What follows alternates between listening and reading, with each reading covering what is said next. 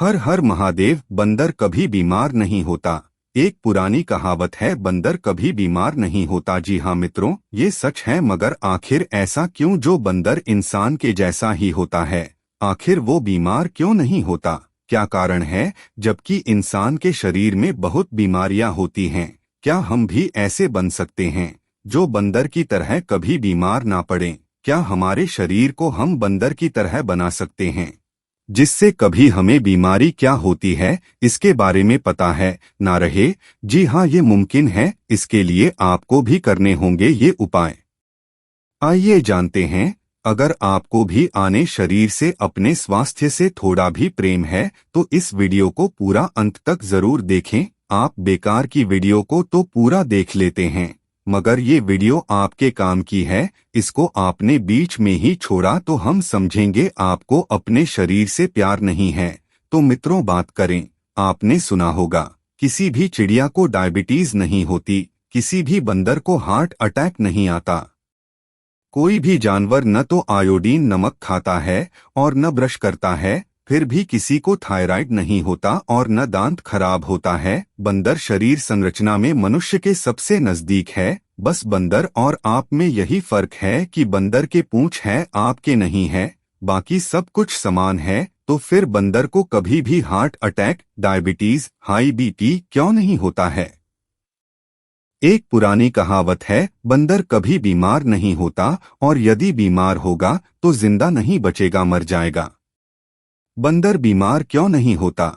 हमारे एक मित्र बताते हैं कि एक बहुत बड़े प्रोफेसर हैं, मेडिकल कॉलेज में काम करते हैं। उन्होंने एक बड़ा गहरा रिसर्च किया कि बंदर को बीमार बनाओ, तो उन्होंने तरह तरह के वायरस और बैक्टीरिया बंदर के शरीर में डालना शुरू किया। कभी इंजेक्शन के माध्यम से, कभी किसी और माध्यम से। वो कहते हैं, मैं 15 साल असफल रहा, लेकिन बंदर को कुछ नहीं हुआ।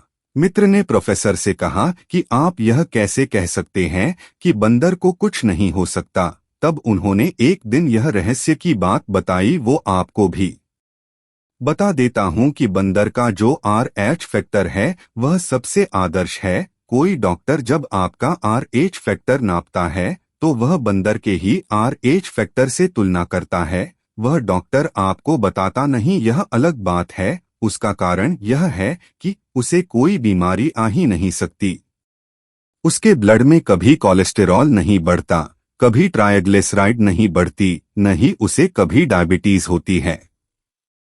शुगर को कितनी भी बाहर से उसके शरीर में इंट्रोड्यूस करो, वो टिकती नहीं। तो वह प्रोफेसर साहब कहते हैं कि यही चक्कर है कि बंदर सवेरे सवेरे ही भरपेट खाता है, जो आदमी नहीं खा पाता है, इसीलिए उसको सारी बीमारियां होती है। सूर्य निकलते ही सारी चिड़िया, सारे जानवर खाना खाते हैं। जब से मनुष्य इस ब्रेकफास्ट, लंच, डिनर के चक्कर में फंसा, तब से मनुष्य ज्यादा बीमार रहने लगा है। प्रोफेसर रविंद्रनाथ शानवाग ने अपने सभी मरीजों से कहा कि सुबह सुबह भरपेट खाओ। उनके मरीज बताते हैं कि जब से उन्होंने सुबह भरपेट खाना शुरू किया, तब से उन्हें डायबिटीज यानी शुगर कम हो गई, किसी का कोलेस्टेरॉल कम हो गया, किसी के घुटनों का दर्द कम हो गया, किसी का कमर का दर्द कम हो गया, गैस बनाना बंद हो गई, पेट में जलन होना बंद हो गया, नींद अच्छी आने लगी, वगैरह वगैरह। और यह बात बाघभट्ट जी ने 3500 साल पहले कहा कि सुबह का किया हुआ भोजन सबसे अच्छा है। सुबह सूरज निकलने से 2.5 घंटे तक, यानी 9.30 बजे तक, ज्यादा से ज्यादा 10 बजे तक आपका भरपेट भोजन हो जाना चाहिए। और ये भोजन तभी होगा जब आप नाश्ता बंद करेंगे। यह नाश्ता का प्रचलन हिंदुस्तानी नहीं है, यह अंग्रेजों की देन है। और रात्रि का भोजन सूर्य अस्त होने से आधा घंटा पहले कर लें, तभी बीमारियों से बचेंगे। सुबह सूर्य निकलने से 2.5 घंटे तक हमारी जठराग्नि बहुत तीव्र होती है।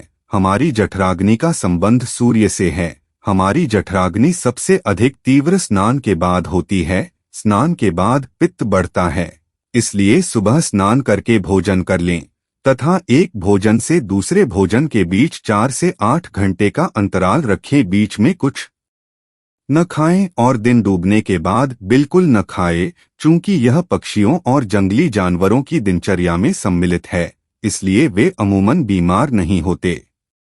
तो आप भी सिर्फ इस चीज का ध्यान रखें, सुबह उठते ही खाएं, भर पेट खाएं, स्वस्थ रखे। जानकारी अच्छी लगे तो शेयर भी करें और इस वीडियो को एक लाइक करके चैनल को भी सब्सक्राइब करें। धन्यवाद। हर हर महादेव।